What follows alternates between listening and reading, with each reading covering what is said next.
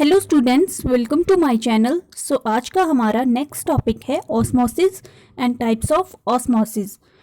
So let's start. It is the movement of solvent from the region of high concentration to the lower concentration through semi permeable membrane. Osmosis क्या होती है? इसमें solvent की movement होती है कहाँ से कहाँ तक? हाई कंसंट्रेशन से लोअर कंसंट्रेशन की तरफ, और किसके थ्रू होती है? Semi permeable membrane. सॉल्वेंट की मूवमेंट होगी high concentration to the lower concentration, और उसमें कौन हेल्प करेगा? Semi permeable membrane.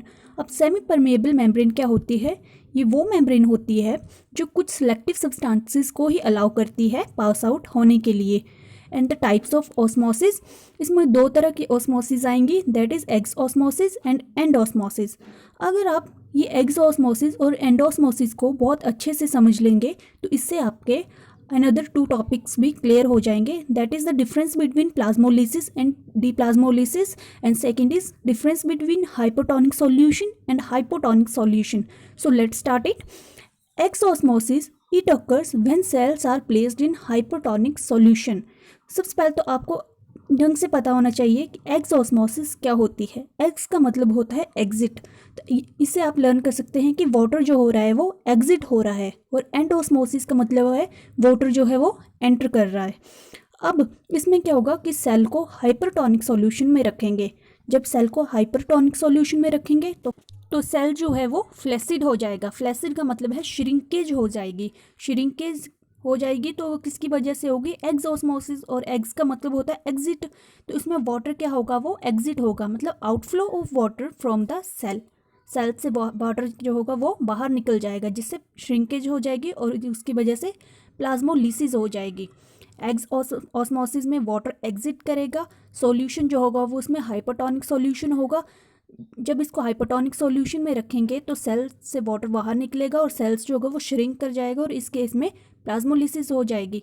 इसके अपोजिट है एंडोस्मोसिस। सेल्स जो होगा वो हाइपोटोनिक सॉल्यूशन में होगा और टर्जिड हो जाएगा।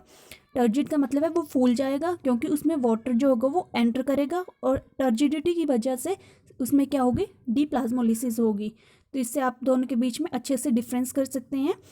ये आप इसका डायग्राम देख सकते हैं हाइपोटोनिक सॉल्यूशन का और हाइपोटोनिक सॉल्यूशन का। हाइपर में वाटर जो हो रहा है वो एग्जिट कर रहा है, और हाइपो में जो है वो वाटर एंटर कर रहा है। हाइपो में एक्सऑस्मोसिस हो रही है, और हाइपर में एक्सऑस्मोसिस हो रही है, और हाइपो में एंडोस्मोसिस हो रही है। तो आप इस तरह से प्लाज्मोलिसिस डीप्लाज्मोलिसिस में भी डिफरेंस कर सकते हैं, एंड हाइपोटोनिक सॉल्यूशन और हाइपोटोनिक सॉल्यूशन में भी डिफरेंस कर सकते हैं। सो इसके बाद हमारा नेक्स्ट टॉपिक है, जैसे कि नेक्स्ट टॉपिक है डीप्लाज्मोलिसिस। तो जैसे कि मैंने एंडोस्मोसिस में भी आपको डीप्लाज्मोलिसिस अच्छे से समझा दी है कि सॉल्यूशन जो होगा इसमें हाइपोटोनिक सॉल्यूशन होगा। सेल को हाइपोटोनिक सॉल्यूशन में रखेंगे, सेल टर्जिड हो जाएगा, फूल जाएगा, क्योंकि इसमें वाटर जो होगा वो एंटर करेगा, और उसकी वजह से डीप्लाज्मोलिसिस हो जाएगी। तो आप ये नीचे डायग्राम देख सकते हैं, डिफरेंस बिटवीन प्लाज्मोलिसिस जिसमें श्रिंकेज हो रही है, और डीप्लाज्मोलिसिस में टर्जिडिटी हो रही है। मतलब कि श्रिंकेज मतलब वो छोटा हो रहा है, और डीप्लाज्मोलिसिस में फूल रहा है। सो आई होप सो स्टूडेंट्स, आपको मेरे पढ़ाया हुआ टॉपिक अच्छे से समझ आ गया है। आप अगर किसी भी क्लास में हैं तो आपको ये बहुत ही इंपॉर्टेंट टॉपिक है ऑस्मोसिस का। सो नेक्स्ट में हम पढ़ेंगे इंपॉर्टेंस ऑफ ऑस्मोसिस। थैंक